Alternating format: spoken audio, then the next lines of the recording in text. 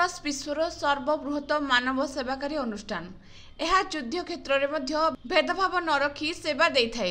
एहार प्रतिष्ठाता सार हेनरी डुनान्टको निस्वार्थपर सेवा समस्त को प्रेरणा दे चलिथिबो। पुरी जिला रेड क्रॉस शाखा सेहीपरि मानव सेवा को गुरुत्व दे कार्य करुछि। एही सेवा को आहुरी परिव्याप्त करने को आह्वान देइछन्ति अतिरिक्त जिलापाल शरद चंद्र बेहेरा।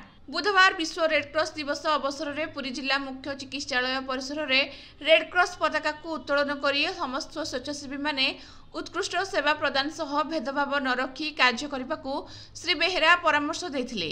हेनरी डुनान्टको सेवा संघर्ष और आदर्श संपर्क में से आलोकपात करथिले। जिला मुख्य चिकित्सालय और गोपबंधु आयुर्वेद महाविद्यालय परिसर में रोगी मानू फल बंटन कर कार्यक्रम में रेड क्रॉस संपादक तथा डेप्यूटी कलेक्टर प्रफुल्ल चंद्र मिश्र, सूचना और लोकसंपर्क अधिकारी संतोष कुमार सेठी, सहकारी जिलापाल पंचानन परिजा, कर्मचारी रमेश चंद्र बेहेरा, जिला औषधमा प्रकल्प अधिकारी सुकांत कुमार दास, जरूरी विभाग उपविभागीय अधिकारी मंसूर अली साहा, कार्यकारिणी सदस्य मधुमिता महापात्र, राधाकांत दास, नारायण चंद्र दास, जूनियर रेड क्रॉस अधिकारी विद्याधर मिश्र, जुग्म संपादक गीतांजलि पंडा, कार्यकारिणी सदस्य जयंती महापात्र, निर्मला फतेह सिंह, सदस्य श्याम प्रकाश सेनापति, रेड क्रॉस कर्मचारी आदित्य कुमार बराल, विश्वभूषण दास, आजीवन सदस्य, जूनियर रेड क्रॉस सदस्य, विभिन्न शिक्षानुष्ठान छात्र छात्री प्रमुख जोग देइथिले।